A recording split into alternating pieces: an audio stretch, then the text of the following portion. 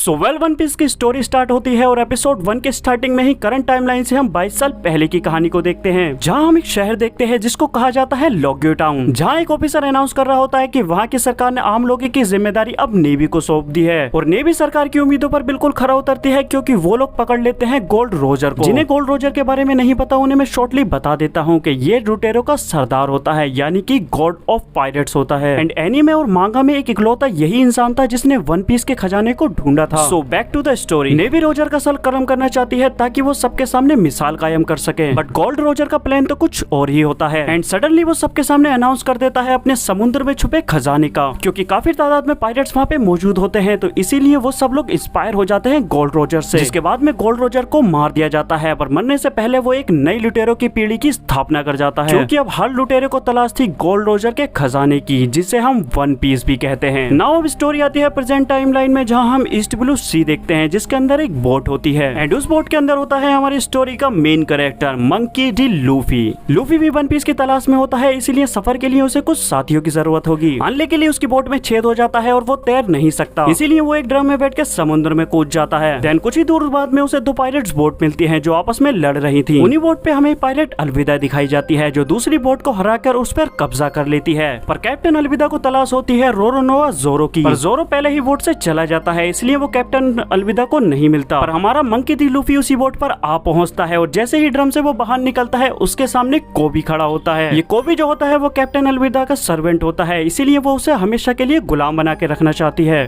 पर कोबी अपनी परवाह ना करके लूफी को बोट से निकालने का डिसाइड करता है। कोबी लूफी को एक बोट तक लेके जाता है जहाँ पे वो आसानी से भाग सकता है, लेकिन तभी लूफी गलती से बैल दबा देता है जिससे कि बोट के सारे लोग जाग जाते हैं। अब वहाँ पे कैप्टन अलविदा भी आ जाती है और वो लूफी को भगाते हुए कोबी को वहाँ पर देख भी लेती है। अलविदा लूफी को देखते ही समझ जाती है कि वो रोरोआ जोरो नहीं है। तब लूफी बोलता है कि वो मंकी डी लूफी है और वो एक दिन लुटेरो का बादशाह बनेगा, और ये सुनते ही वहाँ पे सारे लोग उस पर हंसने लगते हैं। लूफी कोबी का साथ देते हुए अलविदा को भड़काता है और वो भड़क भी जाती है। जब अलविदा लूफी पर अटैक करती है तो वहाँ लूफी की पावर को रिवील किया जाता है, गम गम पावर्स को। लूफी अपनी गम गम और स्ट्रेचेबल पावर यूज करके आसानी से ही कैप्टन अलविदा को हरा देता है और वो वहाँ से एक छोटी बोट और कुछ खाना लेके निकल जाता है, पर कोबी भी उसके साथ ही चला जाता है। देन हमें दिखाया जाता है सिक्सेस आइलैंड, जहाँ पे हम रोरोनोवा जोरो को देखते हैं। जोरो के किसी अपने की डेथ हो गई थी तो वो उसकी याद में वहाँ पे दिया जलाने आता है। जोरो सेंस कर लेता है कि उसके पिछले 3 दिनों से कोई पीछा कर रहा है। जोरो उसको बाहर निकलने के लिए बोलता है और वो बंदा बाहर निकल के अपना नाम मिस्टर 7 बताता है और वो बैरक बुक गुट का सदस्य होता है और वो जोरो को अपने साथ जुड़ने के लिए ऑफर देता है, लेकिन जोरो को लगता है कि उसके गुट को बिल्कुल भी जोरो की जरूरत नहीं, क्योंकि उन्होंने नंबर 7 को भेजा है। जिसके बाद में उन दोनों के बीच में फाइट होती है और जोरो बहुत आसानी से मिस्टर 7 को 2 हिस्सों में काट भी देता है। देन हम लूफी और कोबी को एक बोट के अंदर देखते हैं, जहाँ पर कोबी लूफी से उसके पावर्स का राज पूछता है। फिर लूफी को उसकी पावर्स कैसे मिली और वो पायरेट्स कैसे बना ये वो बताने लगता है। फिर हमें फ्लैशबैक दिखाया जाता है 10 साल पहले का, जहाँ पे हम विंडमिल विलेज को देखते हैं, जहाँ पर लुटेरों की बोट होती है और वो लूट के अपना माल लेकर आ रहे होते हैं। वहीं पर हमें छोटा लूफी दिखाया जाता है जिसका सपना होता है एक पायरेट बनने का, लेकिन उसका कप्तान उसे पायरेट ना बनने की सलाह देता है। तब लूफी अपने आप को साबित करने के लिए एक चाकू लेकर अपने गाल में मार लेता है, जिससे उसके गाल पे कट लग जाता है। फिर कैप्टन लूफी के गाल में टाके भरते हैं, जिसके बाद में वो लूट का जश्न मनाने के लिए एक बार में जाते हैं। जब बोट पर कोई नहीं होता तो लूफी लूट के सामान के पास जाता है और एक बक्से को खोलने के बाद में उसमें से उसे एक फ्रूट मिलता है। क्योंकि लूफी को भूख लगी थी इसलिए वो उस फ्रूट को खा लेता है। इधर बार में हम देखते हैं कि पायरेट कैप्टन का झगड़ा किसी दूसरे पायरेट कैप्टन से हो जाता है और वो दूसरा पायरेट जो होता है वो लूफी के कैप्टन की काफी बेइज्जती करके चला जाता है। लूफी ये सब देख लेता है तो उसे इस पर काफी ज्यादा गुस्सा आता है, वो उसे मारने के लिए भागता है। इतने में कैप्टन लूफी का हाथ पकड़ते हैं और कैप्टन ये देख के हैरान होते हैं कि लूफी का हाथ बिल्कुल स्ट्रेच होता रहता है एक रबड़ की तरह। जिसके बाद में कैप्टन लूफी से बोलता है कि लूफी तुमने ये क्या कर डाला।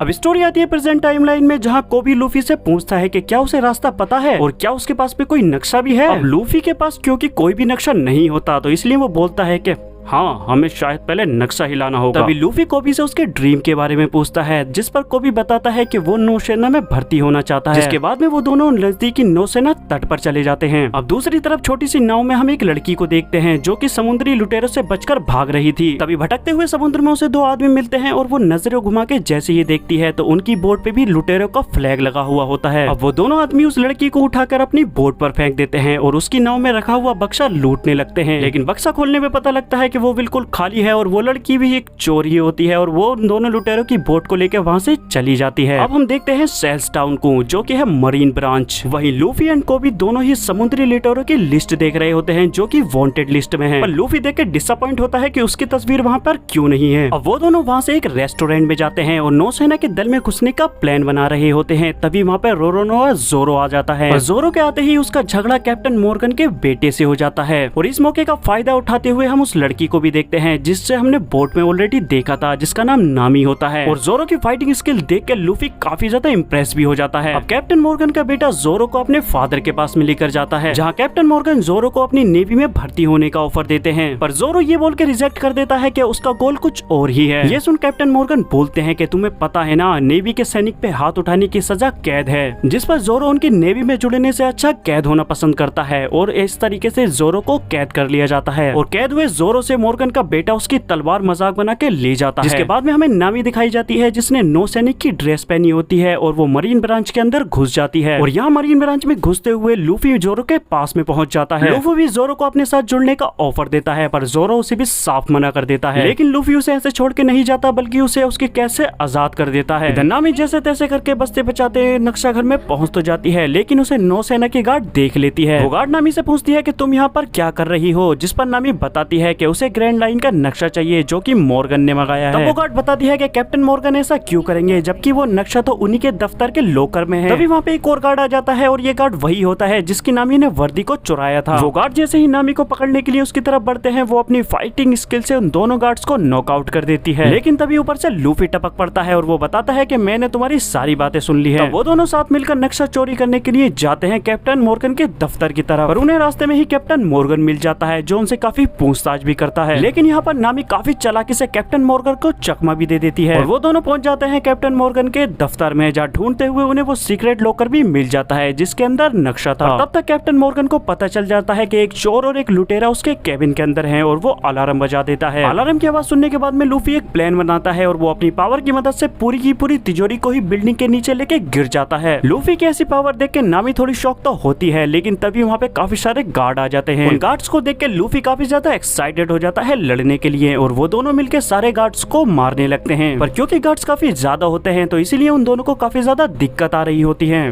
तभी हमें दिखाया जाता है कि रोरोनोआ जोरो वहाँ से निकल रहा होता है और उसके पास में दो ऑप्शन होते हैं, या तो वो लूफी को बचा ले या तो वो दरवाजे से बाहर चला जाए। थोड़ा सोच विचार करने के बाद में जोरो डिसाइड करता है कि वो भाग के नहीं जाएगा, वो इस फाइट को ज्वाइन करेगा और लूफी और नामी को बचाएगा। और जोरो का आते ही नामी और लूफी का पल्ला काफी ज्यादा भारी हो जाता है, वो इस फाइट को लगभग जीत नहीं लगते हैं। तभी वहाँ पे कैप्टन मॉर्गन खुद उस फाइट को ज्वाइन कर लेता है और वो इन तीनों पर भारी पड़ता है। जिसके बाद में फाइनली जोरो और लूफी टीम की तरह काम करते हैं और वो एक साथ मिलकर कैप्टन मॉर्गन पर अटैक करते हैं और इसी तरीके से वो कैप्टन मॉर्गन को हराने में भी सक्सेसफुल हो जाते हैं। अब वो तीनों वहाँ से निकलने लगते हैं और जोरो उस तिजोरी को अपने कांधे पे ही रख के ले जाता है। अब ये तीनों मिलकर नामी की उस चुराई हुई वोट पर जाते हैं और ये तीनों अब फाइनली टीम बन चुके हैं। लेकिन उन्हें रोकने के लिए वहाँ पे कैप्टन मॉर्गन का बेटा आ जाता है, जिसका हाल बिल्कुल लड़कियों जैसा कर दिया था जोरो ने। तभी वहाँ पे क्यूबी आता है और कैप्टन मॉर्गन के बेटे के एक पंच मारता है, उसे नॉकआउट कर देता है। लूफी क्यूबी को जल्दी से बोट पे आने के लिए बोलता है, लेकिन क्यूबी लूफी के साथ जाने के लिए मना कर देता है। क्यूबी बताता है कि वो अब यहीं रहकर नौसेना को ज्वाइन करेगा। जिसके बाद में लूफी उसे गुड बाय बोल के वहाँ से बोट लेकर चला जाता है। अब दूसरी तरफ हम एक बोट को देखते हैं जिसमें हमें कार्क नाम का एक बंदा दिखाया जाता है। अब क्योंकि लूफी, जोरो और नामी ने उस नक्शे को चुरा लिया था तो ये आदमी अब उनके पीछे पड़ जाता है। और दूसरी तरफ हमें एक पायरेट दिखाया जाता है जो अपने बॉस को बता रहा होता है कि कुछ लुटेरे ऑलरेडी उस नक्शे को चुरा के वहाँ से ले गए। तब हमें फर्स्ट लुक दिखाया जाता है फाइनली बगी द जोकर का, जो कि पायरेट है। जो लोग एनीमे या मांगा को फॉलो करते हैं उन्हें इस कैरेक्टर के बारे में काफी कुछ ऑलरेडी पता ही होगा। अब बगी जोकर को भी किसी भी हालत में वो नक्शा चाहिए ही था। एंड ये एपिसोड यहीं पर खत्म हो जाता है। तो आपको ये वीडियो कैसी लगी कमेंट करके जरूर बताएं और नेक्स्ट पार्ट इसका काफी जल्दी आएगा। क्योंकि हम 10K के काफी ज्यादा करीब हैं तो आप हमें सपोर्ट कर सकते हैं सब्सक्राइब करके।